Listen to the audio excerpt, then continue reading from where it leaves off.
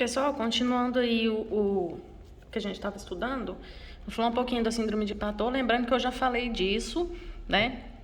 A gente já estudou isso no primeiro semestre, que é só uma revisão.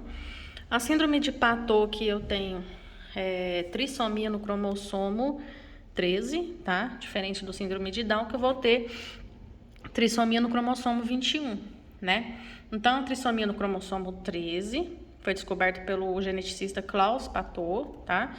E tem todas essas mudanças aqui no físico da pessoa, né?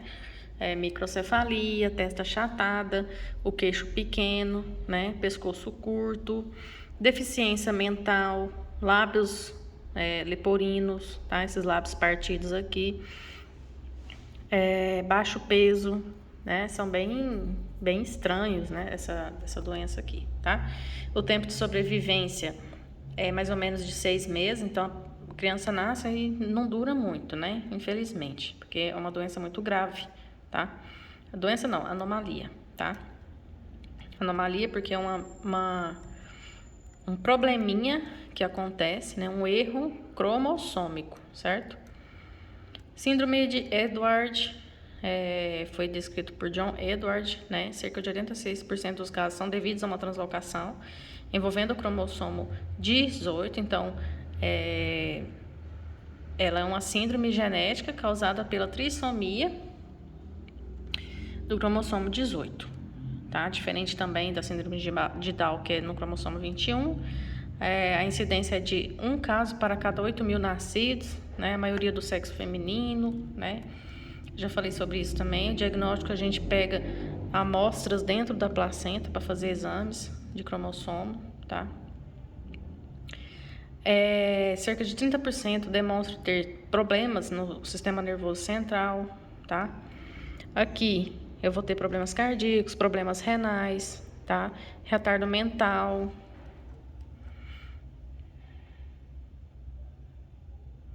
Aqui, quais são os probleminhas que eles têm, né?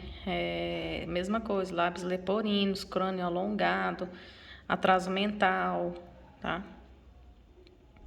Já falei sobre isso.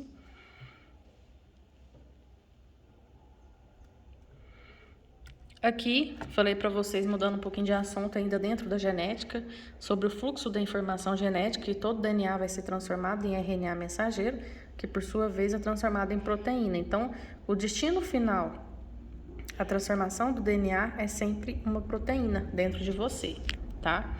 Isso aqui chama informação genética, transcrição e tradução, certo? Lembrando que o DNA, ele precisa ser replicado, né? Porque as células se dividem, tá? Do DNA para virar um RNA mensageiro, precisa passar pelo processo de transcrição, do RNA mensageiro para proteína, processo de tradução. Essas três palavras aqui, ó, cai muito em prova de vestibular, já falei sobre elas também. Todo o processo que acontece dentro do núcleo, tá? Aqui, como que acontece a produção de proteína por meio dos ribossomos, que eu também já falei para vocês, né? O RNA aqui, ó, mensageiro sendo aberto, tá?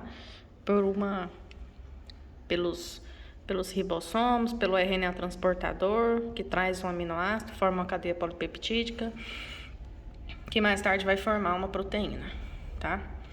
Lembrando que o sentido de tradução, transcrição, né, é sempre 5 linhas, 3 linhas, tá?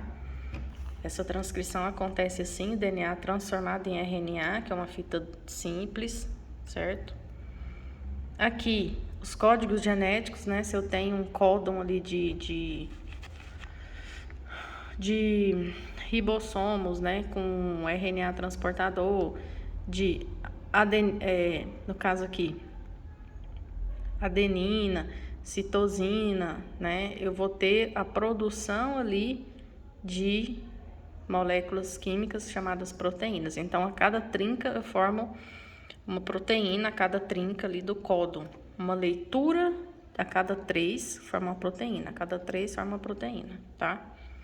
Já falei sobre isso também. Processo de replicação, teste de DNA, que eu também falei para vocês no primeiro semestre, como é que a gente analisa o DNA para saber se a criança é filho do pai ali, né? Tem que analisar através de um geoeletroforese como é que essas bases nitrogenadas se comportam nesse gel, certo? Aqui são as questões do Enem que eu também passei para vocês. Primeira lei de Mendel, que trata sobre características, né? Onde as diferentes maneiras que um gene tem de se expressar, tá? Mendel foi um geneticista que descobriu várias formas de se cruzar características das plantas das ervilhas e ele trouxe essas características ali para a nossa genética atual, tá bom? Os cruzamentos de Mendel, também falei sobre eles, como que a gente faz o cruzamento das ervilhas, né? Dos genes alelos aqui, ó. Ele estudou as ervilhas, né? Lembrando que cada cromossomo, um segmento deles chama gene. Um gene sempre vai ser dominante em relação ao outro. A gente herda do parzinho, a gente herda um da mãe, um do pai. Um gene sempre vai ser dominante em relação ao outro. Sempre vai ser expresso em relação ao outro, tá? Aqui foram as conclusões de Mendel, que eu também expliquei para vocês. As interpretações atuais de Mendel, que a gente tem o albinismo, como que é a característica genética do albinismo. A polidactilia, como que é a genética da polidactilia, né? Que é pessoas que têm um excesso de dedos. A miopia, como que é a genética da miopia, como que é a característica física da miopia, também falei para vocês, tá? O heredrograma, o que é um heredrograma dentro da biologia. Segunda lei de Mendel, que é a transmissão combinada de duas ou mais características, também disse isso para vocês. Os cruzamentos aqui. Certo? Polialelia, que é a tipagem sanguínea, né? Que eu vou ter vários alelos ali desempenhando uma determinada característica, expressando uma determinada característica, como que é a constituição do sangue, tá?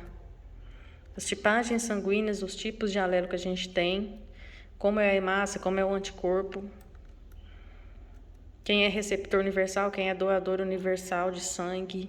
Falei tudo isso para vocês, como que é o gene, tá? De cada tipo sanguíneo, como que é o gene, como que é a hemácia. Fator RH, mesma coisa, tem antígeno, RH positivo. Não tem antígeno, RH negativo, tá?